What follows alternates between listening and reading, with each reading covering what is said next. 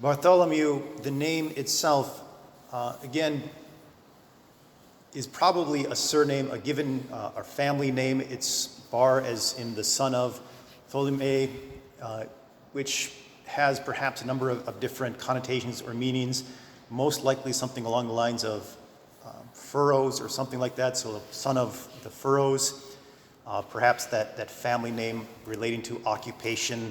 Maybe his father, his family were basically plowmen making furrows, or something like diggers in the earth, ditch diggers, working with the earth. And I think it is a reminder that Jesus calls these men of the earth to follow him.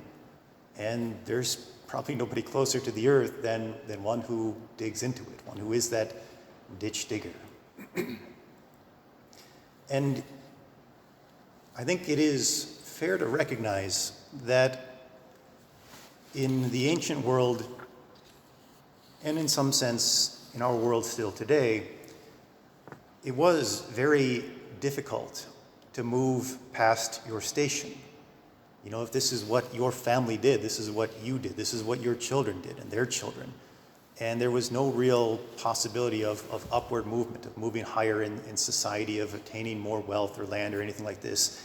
You were basically where you were.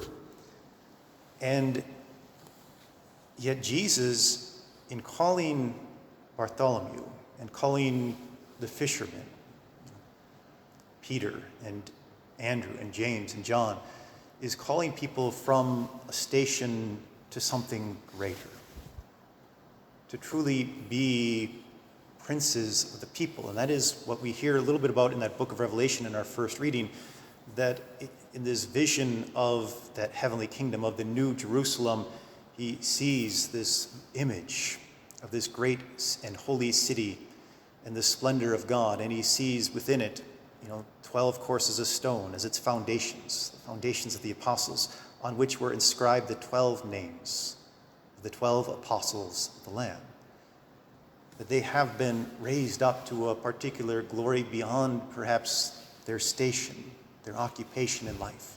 That God has called them to something greater. And this is hopefully a reminder for us that whatever station in life we are, whatever our occupation or our task, or whenever we feel like it's so difficult to change that station, or that it's far more easy to lose everything and drop your station than to ever raise or become wealthy or successful or renowned or famous or powerful. And there can be that type of anguish or despair. There can be that type of feeling of it's all worthless, it doesn't really matter what we do.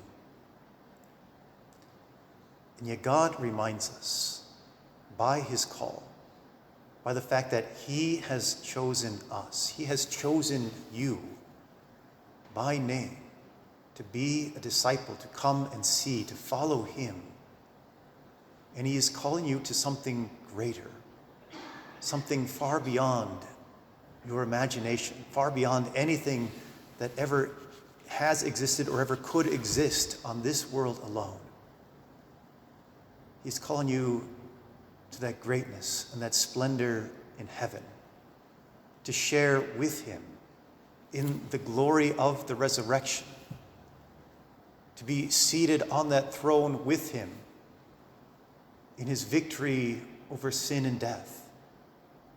And truly there is no greater gift than for us to share that inheritance of the Son of God himself.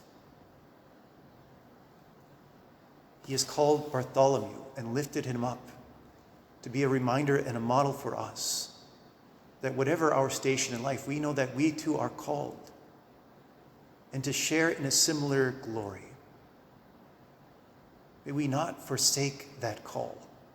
May we not turn away from the Lord or abandon him, but may we pursue always that holiness of life. May we, like the apostles, like St. Bartholomew, share the good news of Jesus Christ to the world, seeking to win converts, that they too might know they have been called out of their station in life, beyond it, to something greater. And that trusting in that promise of God, trusting in the resurrection, and faithful to him, we might experience the joys and the glories that he has waiting for us.